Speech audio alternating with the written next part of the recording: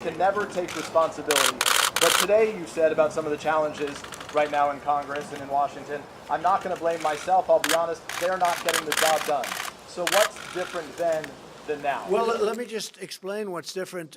We have nominations pending right now, and we have 182 approved. If you look at this, the number that he had approved was 65% and 70%, and we have 39%. They're holding up every single nomination. Schumer and the group are holding up every single nomination. They are obstructing. They're doing, it's really what, I'm telling you, they're not good politicians, but they're very good at obstruction. They are holding up every single nomination.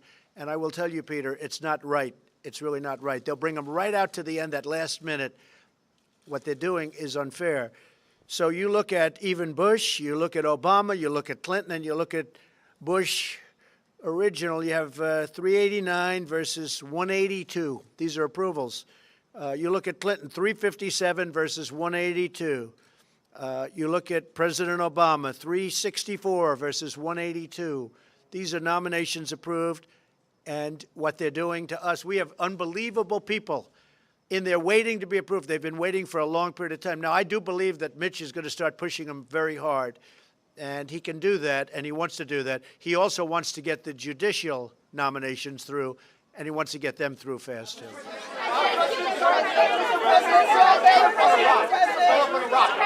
Go ahead, John. Go ahead, John. Could I just follow on that, if I could? You seem to have a budding spirit of cooperation with the Senate Minority Leader and the House Minority Leader when it came to the budget, when it came to this idea of finding a fix for DACA. But every proposal that you have floated since then, they have very critically rejected. So where is this relationship? Well, I hope to have a relationship. If we don't, we don't. I mean, we have races coming up, as you know, in a year from now. I think we're going to probably do very well. I can say this, if we get taxes approved, we're going to do unbelievably well. Many of the senators are running in states that I won by massive amounts, over 20%, sometimes 30%, I guess in one or two cases, by over 40% over the Democrat. Well, we're going to let you know that. I would like to give you that answer in about 7 years from now. Is that okay? Mr. President, sir. Meaning 1 + 7. I hope to be, John, I hope to be able to, because I like the concept of bipartisan. But right now, they are doing nothing but obstructing. And really, you know, if you think about it, they're against major tax cuts that's going to make our country stronger and more competitive. That's a hard thing to win an election on. And I believe that some Democrats will be voting for us when it comes to the tax cuts. Mr. President, sir. What about this economic development bill that you mentioned? I'm going to be proposing an economic development bill in the not-too-distant future. I want to get tax cuts obviously done first, maybe even the health care, but I think somewhere either in between or shortly thereafter, I'm going to be developing an economic development bill that will put us so far ahead of other countries, you will not even believe it. That'll be very important. Mr. President, sir, Mr. President, sir. Thank you, Mr. President. Last week, your administration made two major announcements on rolling back the Iran deal and getting rid of the cost-sharing reductions as part of Obamacare. And a lot of criticism has been leveled at your administration, saying that really all you're doing is— And a lot of praise. Fair enough, sir. Rolling back, a lot of what you're doing is simply rolling back everything your predecessor accomplished. Is there a single policy of your predecessor that you specifically do not want to touch, sir? Well, we're very opposite in terms of incentives and incentives for jobs and other things. And if you look at what's happened, we just hit a new high today again in the stock market. We've picked up, Mitch, it's as of this moment, $5.2 trillion in stock market value. We have the lowest unemployment rate in, I believe it's almost 17 years. We're doing well. We're going to be doing immigration work that's going to be outstanding, and we're going to have people coming into our country based hopefully on a merit system, not just coming in randomly, but they're going to be coming in based on a merit system where they can help us, because I have companies moving into this country. You saw what happened with the automobile industry last week with 5 major plants. We have companies pouring back into this country for the first time in anybody's memory. We are actually going to be fairly soon at a point where we're going to need workers Our country is going to do so well, but the tax cuts are going to be a major, major part of it. You want to keep in place, though? Is there a single policy you keep in place? Not too many, I must say. It's the opposite side of the spectrum. Sir, if I could follow up on All right, Peter, go ahead, Peter. Earlier you said that President Obama never called the families of fallen soldiers. How can you make that claim? I don't know if he did. No. I was told that he didn't often, and a lot of presidents don't. They write letters. I do. Excuse me, Peter. I do a combination of both. Sometimes it's a very difficult thing to do, but I do a combination of both. President Obama, I think, probably did sometimes, and maybe sometimes he didn't. I don't know. That's what I was told. All I can do is ask my generals. Other presidents did not call. They'd write letters, and some presidents didn't do anything. But I like the combination of, I like when I can the combination of a call and also a letter. Here, Mr. President. Here, Mr. President. Mr. President, thank you. Sorry. If it would help you, One at a time. Go ahead. thank you. If it would help Special Counsel Robert Mueller get to the end of the Russia investigation. Well, I'd like to see it end. Look, Would you the whole agree to Russian an thing was an special excuse. counsel Excuse me. of your legal Excuse me. team's advisors? The whole Russian thing was an excuse for the Democrats losing the election, and it turns out to be just one excuse. I mean, today Hillary blamed Nigel Farage. That one came out of nowhere. So that was just an excuse for the Democrats losing an election that, frankly, they have a big advantage in the Electoral College. They should always be able to win in the Electoral College, but they were unable to do it. So there has been absolutely no collusion. It's been stated that they have no collusion. They ought to get to the end of it because I think the American public is sick of it. Go ahead. Interview. Mr. President, Veronica Cleary with Fox 5. Yes. Do you believe that your comments in any way affected Bo Bergdahl's ability to receive a fair trial? And can you respond to his attorney's Well, I can't claims comment that- on Bo Bergdahl because he's, as you know, I guess he's doing something today, as we know, and he's also they're setting up sentencing. So I'm not going to comment on him, but I think people have heard my comments in the past. Go ahead. Will you extend the deadline for DACA recipients if Congress can't pass the bill by March? Mitch McConnell. Well, they should be able to do something, but we need very strong border security, and we do want the wall. Go ahead. The question is about the fires in California. They feel like they're left out. No, they haven't. In fact, I spoke to Governor Brown. We had a great conversation. We have FEMA there, and as you know, James Lee Witt gave us an A+, and I think if he didn't include the fires, he would include the fires also. We have FEMA there. We have military there. We have first responders there. It's a tragic situation, but we're working very closely with the representatives from California, and we're doing a good job. Mr. President, Mr. President, Mr. President, Mr. President, Mr. President. Go ahead, back. Yes, go ahead, back.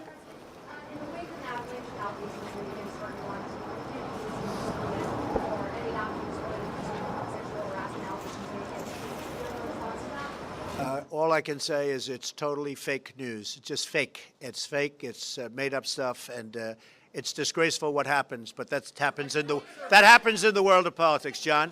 Mr. President, on the wall, are you going to insist that we must have wall funding before you sign something for the Dreamers or spending for the rest of the year? Our country needs a wall. Mexico, you see what's happening there. You see what just happened yesterday with one of their big political leaders. Mexico is not doing particularly well when it comes to the kind of thing that we have great interest in. Drugs are pouring across our border. We're stopping it, but we need a wall to really stop it. We need a wall in this country. You know it. I know it. Everybody knows it. We have to have a wall, so that's going to be part of it. Yeah. President. Can somebody else get Well, the Puerto Rico situation is so, because as you know, I think, that's according to the Clinton administration's head of FEMA. It's been outstanding. Puerto Rico is very tough because of the fact it's an island, but it's also tough because, as you know, it was in very poor shape before the hurricanes ever hit. Their electrical grid was destroyed before the hurricanes got there. It was in very bad shape, was not working, was in bankruptcy, owed $9 billion. And then on top of that, the hurricane came. Now, you're going to have to build a whole new electrical plant system. We're not talking about generators. You know, Puerto Rico now has more generators, I believe, than any place in the world. There are generators all over the place. The fact is, their electrical system was in horrible shape before and even worse shape after. So we are working right now. As you know, relief funds were just approved and are in the process of being approved by Congress. And that includes Texas, by the way. That includes Florida. And it also includes Puerto Rico, the U.S. Virgin Islands, et cetera. But it was in really bad shape before. We have done, I will say this, we've delivered tremendous amounts of water. Then what you have to do is you have to have distribution of the water by the people on the island. So we have massive amounts of water. We have massive amounts of food, but they have to distribute the food. And they have to do this. They have to distribute the food to the people of the island. So what we've done is we now actually have military distributing food, something that really they shouldn't have to be doing. But if you look at the governor, who's a good man, by the way, but you look at the governor of Puerto Rico, he himself has said we've done an outstanding job, and most people have said we've done an outstanding job. But Puerto Rico is a very tough one. Yes, go ahead. The 20-week abortion ban bill, how important is this bill to you, and what are you doing in terms of Mitch McConnell to make this bill? Well, I'll let Mitch. You want to talk about that, Mitch? Was the question about the 20-week? Yeah, well, it's supported by virtually all of my members, and we expect to have a vote on it at some point. There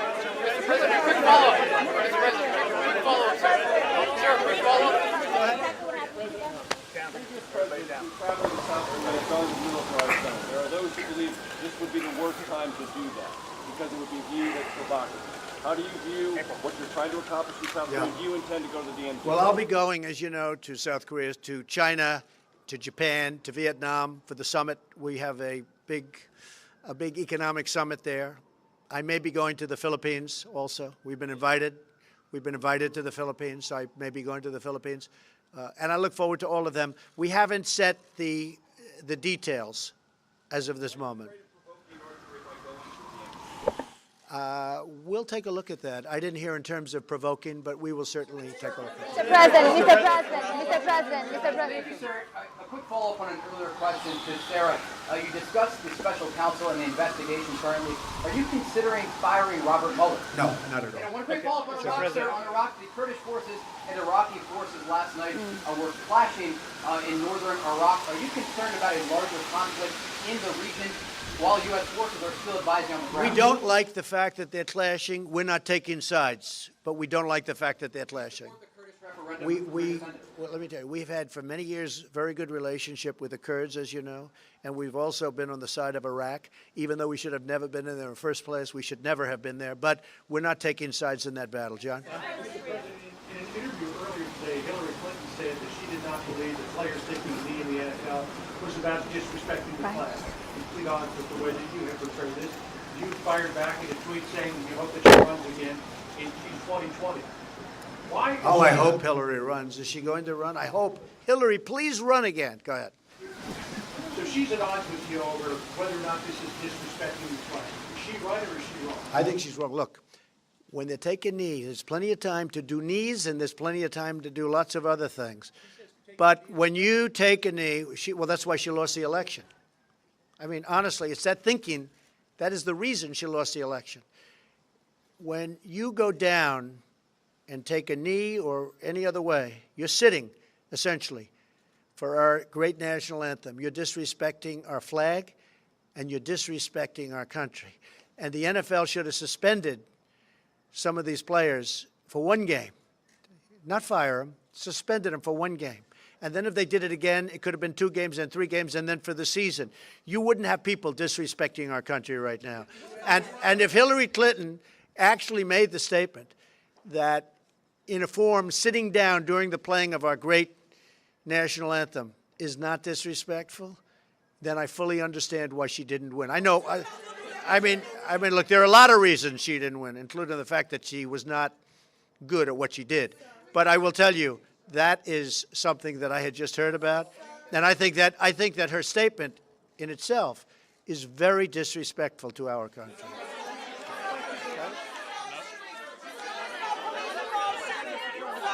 Police-involved shootings, sir. Thank you very much. Police-involved shootings. Sir, what about police-involved shootings as it relates to the NFL. That is what the players are saying is the crux of why they're taking a knee, sir. The police involved shooting issue. What will It you is do about very that? disrespectful to our country when they take a knee during our national anthem.